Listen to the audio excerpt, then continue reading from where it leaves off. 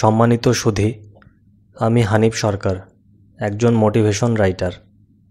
আমার লেখা বাণীগুলো জনগণের স্বার্থে বিভিন্ন সামাজিক যোগাযোগ মাধ্যমে প্রচার করা হয়ে থাকে। এই ভিডিওগুলো জনগণের স্বার্থে তৈরি করা। বাণীগুলো পড়ুন, জানুন এবং আমল করুন। আমার লেখা বাণীগুলো জনকল্যাণে আসলে সেটাই হবে আমার সবথেকে বড় সার্থকতা।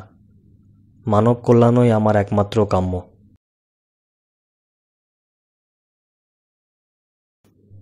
সম্ভব হলে একটা বটগাছ রোপণ করুন। পারতপক্ষে খেজুর গাছ লাগালে 200 বছর বাঁচবে, 150 বছর ফল দিবে।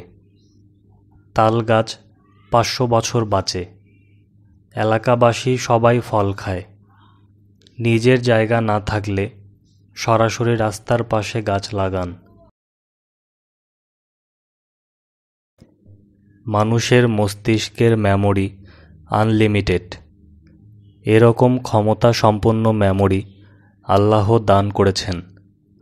মানুষের হায়াতকালে 1% আজও কেউ ব্যবহার করতে পারেনি। সেই মস্তিষ্ক দিয়ে মানুষ মনুষ্যত্ববিহীন পশুত্ব আচরণ একে অপরের সাথে করে বেড়াচ্ছে।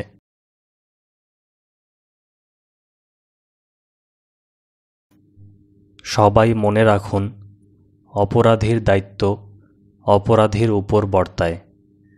পিতা তার পুত্রের জন্য আর পুত্র তার পিতার জন্য অপরাধের দায়িত্বভার নেবে না। এটাই বাস্তবতা।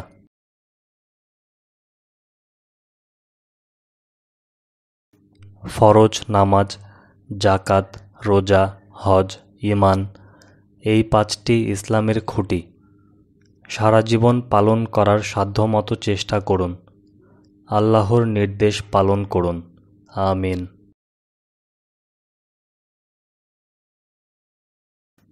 পৃথিবীর যে কোনো মানুষ যত সুন্দর বাণী শ্রবণ করুক বা যত বই এবং গ্রন্থ পড়ুক না কেন, যতক্ষণ না পর্যন্ত সে বাস্তবতার সাথে জীবনে আমল না করছে, তার কোনো মূল্য নেই।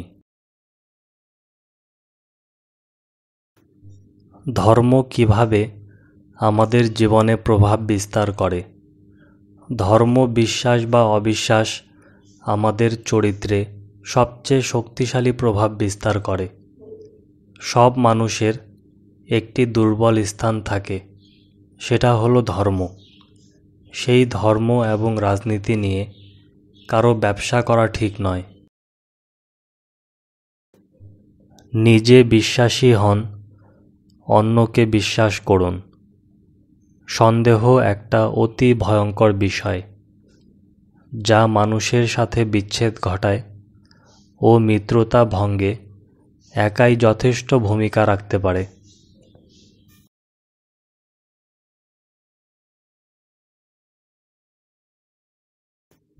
মানুষের জীবনের আনন্দের নিজস্ব কোনো রাস্তা নেই। নিজের জীবনে খুশি আর আনন্দ থাকাটাই হলো সঠিক রাস্তা। এই রাস্তায় চলতে হলে সৎ সত্য কর্ম করা আবশ্যক। আল্লাহর নিকট নিজ ভাষায় আবেদন বা চাওয়াকে দোয়া বলে। অন্তরের অন্তঃস্থল থেকে প্রকৃতভাবে ক্ষমা ভিক্ষা চাওয়াকে তওবা বলে। আল্লাহর নিকট আবেদন করাই দোয়া, তবে আরবি ভাষায় জেনে বুঝে করাটা উত্তম। মানুষের শরীর থেকে অধিকাংশ জিনিস বের হলে তা আর ফিরে নেওয়া যায় না।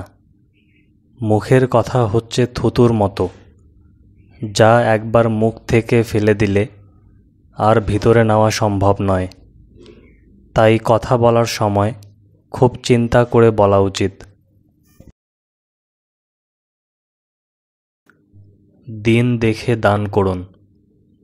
কারো দান করার প্রবল ইচ্ছা থাকলেও সামর্থ্য থাকে না, আবার কারো সামর্থ্য থাকলেও দানের মানসিকতা থাকে না। মানুষের জীবনে পরিস্থিতি মানুষকে অনেক কিছু শেখায়, যেমন একা চলতে শেখায়, নিজের পায়ে দাঁড়াতে শেখায়, বাস্তবতা শেখায়, অচেনা বেঈমান মানুষকে চিনতে শেখায়।